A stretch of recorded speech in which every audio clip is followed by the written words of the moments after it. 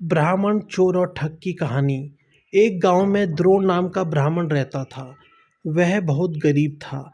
न उसके पास पहनने के लिए अच्छे कपड़े थे और ना ही कुछ खाने को था। ब्राह्मण जैसे तैसे भिक्षा मांगकर अपना गुजारा कर रहा था। उसकी गरीबी को देखकर एक यजमान को उस पर दया आ गई। उसने द्रोण को बैलों का एक जोड़ा दान में दे दिया। बैलों को गोधन मानकर ब्राह्मण द्रोण उनकी सेवा पूरी लगन के साथ करने लगा। उसे बैलों से इतना प्रेम था कि वो खुद कम खाता था, लेकिन बैलों को भरपेट खिलाता था। ब्राह्मण की सेवा पाने के बाद दोनों बैल तंदुरुस्त हो गए। एक दिन हट्टे कट्टे बैलों पर चोर की नजर पड़ गई। बैलों को देखते ही चोर ने मन ही मन बैलों को चुराने की योजना बना ली। योजना बनाने के बाद रात होते ही चोर ब्राह्मण के घर बैल चुराने के इरादे से निकल गया। कुछ दूर चलते ही चोर का सामना एक भयानक राक्षस से हुआ। राक्षस ने चोर से पूछा, तुम इतनी रात को कहाँ जा रहे हो? चोर ने कहा, मैं ब्राह्मण के बैल चोरी करने जा रहा हूँ। चोर की बात सुनकर राक्षस बोला, चलो मैं भी तुम्हारे साथ चलता हूँ। मैं कई दिनों से भूखा हूँ। मैं उस ब्राह्मण को खाकर अपनी भूख शांत करूँगा और तुम उसके बैल ले जाना। चोर के मन में हुआ कि रास्ते के लिए एक साथी भी हो जाएगा, तो इसे साथ ले जाने में कोई बुराई नहीं है।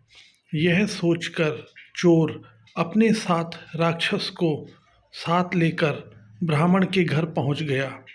ब्राह्मण के घर पहुंचकर राक्षस बोला, पहले मैं ब्राह्मण को खा लेता हूँ, उसके बाद तुम बैल चुरा लेना। चोर ने कहा, नहीं, पहले मैं बैल चुराऊंगा, उसके बाद तुम ब्राह्मण को खाना। अगर तुम्हारे आक्रमण से ब्राह्मण जाग गया तो मैं बैल नहीं चुरा पाऊंगा। फिर राक्षस बोला, जब तुम बैल खोलोगे तो उसकी आवाज़ से भी ब्राह्मण जागकर अपनी रक्षा कर सकता है। मैं इस चक्कर में भूखा रह जाऊंगा।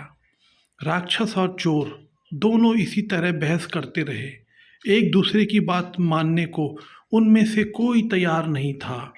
उसी बीच राक्षस और चोर की आवाज़ सुनकर ब्राह्मण जाग गया।